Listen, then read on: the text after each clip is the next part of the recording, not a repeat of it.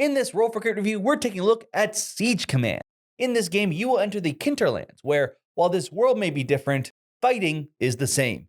You will take on the role of one of two different tribes, going up against each other in different lanes, trying to take down your opponent's wall before they do the same to you, in order to claim victory over the battlefield. We'll also be taking a look at the expansion, the Conclave Wars, and see how it affects the battlefield. The game in this video was provided to Roll for Crit by its creators or publishers. Only the game was provided for the making of this video.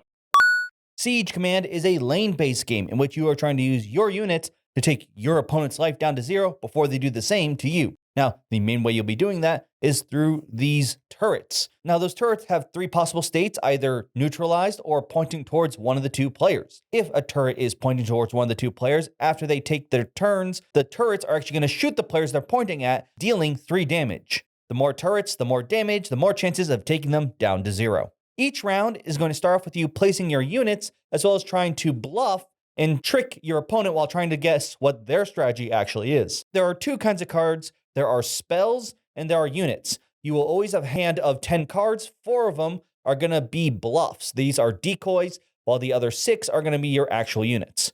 During your turn, you're going to play 1 card in each area. These could be units or they could be decoys. And should you choose, you also have the option to place a face down spell card in order to cast that in addition to the units you play on the field. Once each player is ready, you will reveal all face down cards, and any of the bluff cards, decoys you reveal, those will actually be returned to your hand, while the rest are going to stay on the board. So this is more of just a way for you to trick your opponents. They do not stay or do anything outside of just trying to, well, fool them. Even though you reveal all the cards, you do need to pay for them. You'll have energies that you'll earn throughout the game, so make sure you have enough to pay for all your cards. If you do not, you will suffer a penalty. Now, once you've paid all your energy, you'll then decide who will go first. Usually, it's whoever has the least amount of life. If there's a tie, you will flip a coin. Let's say the player on the right won, and they decided they wanted to go first. Now, you may choose to cast a spell, or you may choose to activate units in any order, but you'll do one at a time going back and forth. So let's say that they started off with their spell.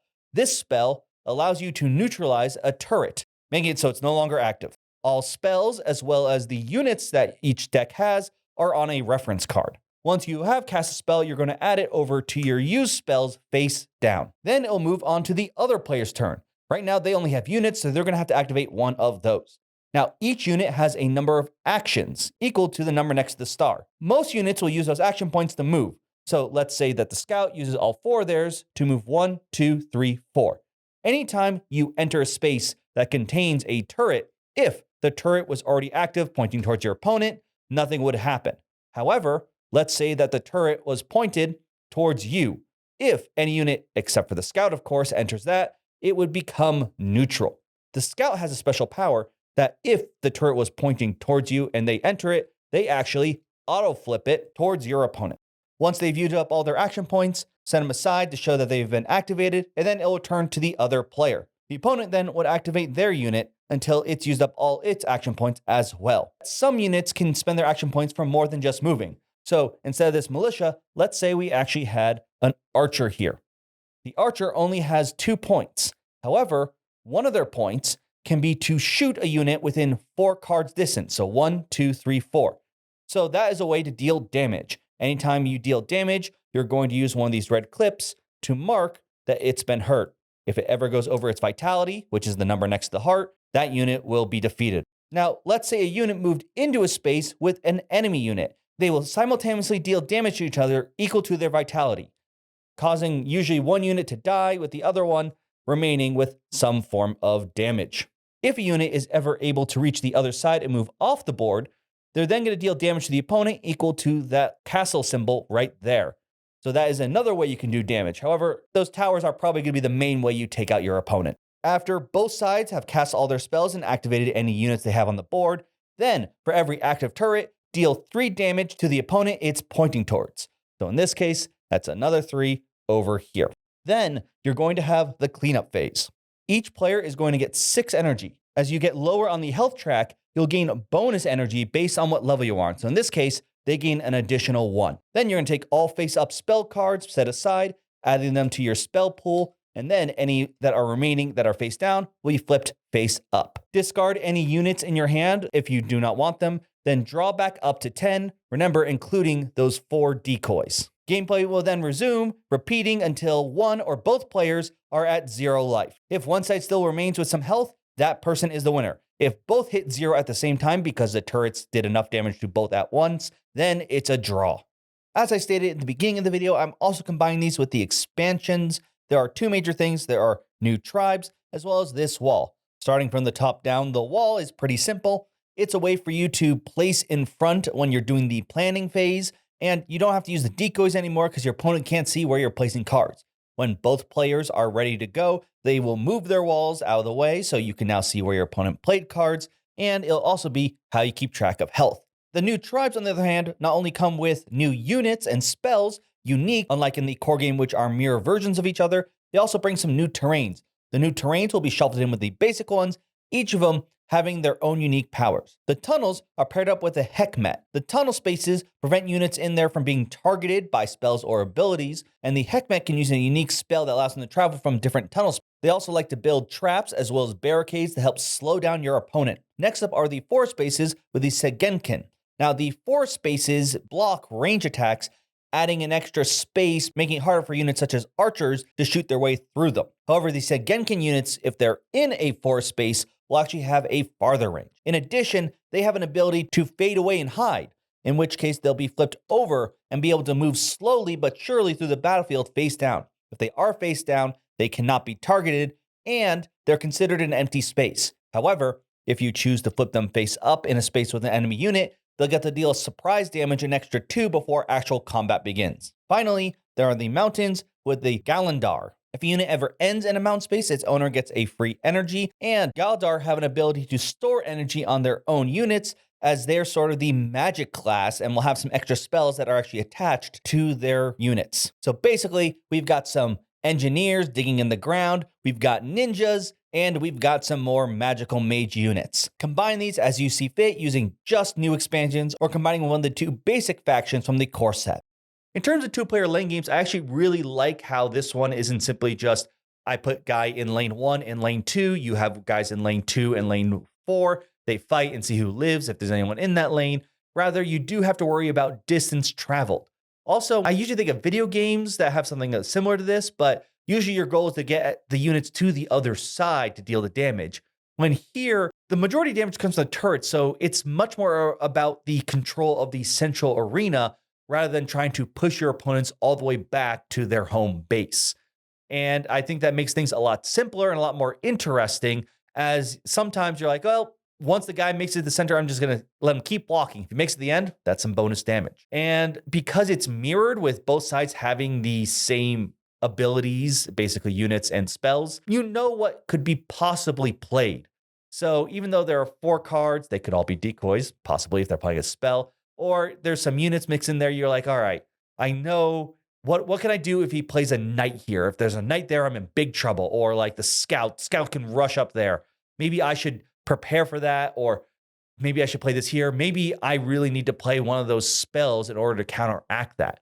Because of that, there's this, similar to chess, even though you're hiding cards, there is secret deployment. You know what are the possibilities, or it's very much more likely. And especially when you can see how much energy everyone has, you feel like you make a bit more educated guesses that help your own strategies. But in addition to that, one of the things I actually found really interesting were the advantages you gained based on your life. Now, in a game like this, in the beginning, I thought, all right, just do as much damage as possible. We want to just pile on there and kill them as quickly as I can. However, I realized that if I dealt like a big chunk of damage capturing a lot of towers very early on, that meant that they were going to be getting a bigger energy bonus for all their later turns quicker than I am, as well as actually having a huge advantage when it came to choosing who went first. Usually, obviously, going first yourself was really helpful, as basically you can make sure whatever action Unity gets done is completed, which is more important when a lot more of those damaging spells start entering the battlefield. However, when it came to later on in the game, I noticed that sometimes you'd look and be like, all right, if I go second, then he's going to have to move the scout up first, which then in turn mine can go pass through it and I can capture the turret based on the turn order. So being able to decide who goes first and who goes second can make or break a lot of these rounds. So I really liked how you had to be a bit more careful of how you manage the life totals, maybe like trying to do a little bit of damage early on and then say trying to get those big damage turns at the end so they don't get too many turns where they get a ton of energy to flood the field with their own units and spells. However, in the core set at least, I do think this game does show a lot more of its cracks when you play a lot of more games of it. First off, because you are playing with symmetrical forces, it's one of those games in which every time you play, you know what's going to happen, you know what units are going to come out, and you might not be as interested when you reveal the decoys, be like, all right, I know you're going to play this. If you don't have a bomber, I win here, or something of that nature. So for players who maybe want a bit more uniqueness, the asymmetricalness, the fact that the teams are the same might get boring pretty quick. The other issue actually comes into those clips. Damage is used on those clips, and as well as keeping track of player health. And the problem is that they can mark up those cards pretty bad. This is definitely a bigger issue for the bigger units, as something like the archer only has one life, so it probably is going to die if it takes any damage. But for those bigger cards, if you're not careful, you're going to start maybe marking them a little bit, which means if you are playing with the decoys, when you lay them all out, you might notice a mark somewhere and be like, all right, that's probably a knight because those have 8 life, and that looks like it's been through its share on the back. So you got to be a bit more careful with those. We did try it with just putting the chips on top of the cards, not clipping them, but I still found it to be a messy alternative, so I still don't have a perfect solution for fixing that. However, when it does come to the previous problem in terms of things getting stale after a lot of playthroughs, luckily the expansion does solve a lot of those issues. Now, this Conclave War, there are 2 things. One of them actually might be a separate thing. I wasn't sure exactly if it's included, but the first thing are the walls. These walls, instead of using the decoys you're going to put up in front of you, not only is it just fun because thematically you're trying to break the walls, but for tracking life and hiding movements, it's much easier. You can have your cards face up basically and be like, I put this here, and then I put this here. It feels like there's less brain power you have to put on hiding your stuff and making sure you're not just giving out a bunch of tells. But I don't think it's actually mechanically different, so to speak. You're still hiding all your stuff.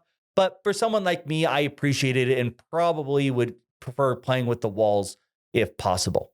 The other thing are the new tribes. Unlike the 2 that come in the core box, these are all actually asymmetrical, and they all have their own unique powers, and they all come with a unique terrain. They have things that are like they can hide, they can store energy, and it is fun to try out all these new weirder stuff. That all said, like I said, this is one of the weird things I mentioned before when I didn't have a problem with the mirror match of the 2 basic tribes. The advanced ones made me have to take a little bit longer and think like, all right, oh no, that's not a knight. That's this kind of unit, which has this. Okay, you can do that. It basically, because you didn't have the same stuff, it slowed down the game a bit. That said, the terrains I absolutely adored. In fact, I personally feel like if I were to play again, I think I might still use the basic tribes. I think it lets people get to the table quicker, play the game, know what your opponent can do. But throwing in some of those weirder terrains, maybe a few mountains, some of the tunnels, I think can spice things up a lot more in a way that won't slow down the gameplay because you don't know what this specific unit may do versus another one because you've never played with that tribe before. But luckily, all this stuff is modular, so you can mix and match for whatever you see and feel fit. In fact, both of the rule books come with the alternate ways to play, maybe make things and give a handicap to one player over another, alter the battlefield, make it larger or smaller to see whatever you would enjoy. And I highly recommend you definitely check those out if they sound interesting. As if you do have a problem with just the core set and find it to get stale after a few gameplays, maybe spicing it up with just some of the alternate rules may be enough. But obviously throwing in an expansion will really make things a lot more interesting. Crits and misses for Siege Command, plus the Conclave War expansion. Crits. I think they did a great job balancing power when it came to life totals. Sometimes in a game like this, getting that early hit may basically mean that you never can recover, as it then just becomes a race, and because you just had one bad turn, you're out of luck and you're gonna die first. However, as you lose more life, not only are you going to be making more energy, but you're going to be in control of priority when it comes to turn order. This is a huge advantage. meaning that you might not always just want to try to deal as much damage as possible, because that might give your opponent all the tools they need to outmaneuver and take you out. I enjoyed the simplicity mirror match of this game, but for some players, I can imagine that can get boring quickly. Luckily, the Conclave expansion fixes a lot of these errors, including things such as asymmetrical tribes, new terrains, and including that wall to hide your movement placements, which is maybe more of a personal thing rather than a mechanical difference. Misses. While the expansion forces are definitely going to spice up your game with new rules and powers, because you're no longer playing two symmetrical forces, it's going to slow down the game a bit. They do include reference cards to both sides, but because you're not playing with the same units, there's going to be times when you're not sure what your opponent can play as much, or even if when you do see what they play, you may have to stop and think to see what it actually does. The clips used for health and armor aren't something that I absolutely loved. It worked perfectly fine when it came to keeping track of player health, but in terms of your own units, it was a little bit annoying at times, especially those who have bigger health pools. You didn't need to clip them onto the cards. You could just stack them up, but as they move, they could slide off. On the other hand, though, if you do clip them on the cards, you may damage them a little bit, marking them, which means they're a bit more readable. It's one thing that you may want to keep an eye out for, especially if you want to try and hide what those cards are with the decoys. I did really enjoy this game. I think it's a quick, light back and forth. I had a lot of fun. And because of the mirror match system in the core set, it didn't feel like that it taxed me too much, especially once I threw in the wall and didn't have to feel too guilty about moving things around. I thought I had a lot of fun trying to keep the control of the turrets rather than simply just try to push my way through the other side. And it felt really fun when you outmaneuvered your opponent, when you got that extra turn and you just activated units in the right order in order to force them to move their unit into lethal distance. That being said, I will say those walls were part of expansion, and I did feel that the Conclave War did add a lot of things that are really interesting, even if those new tribes will slow down the game quite a bit. But you can let me know if you've played Siege Command. Did you actually get bored of the fact that you have the two forces in the core set? Did you feel you needed to get those expansion tribes in order to spice up and add some more unique asymmetrical powers? I'd love to hear all your thoughts in the comments down below. But for now, I'm Will, and this has been Roll for Crit.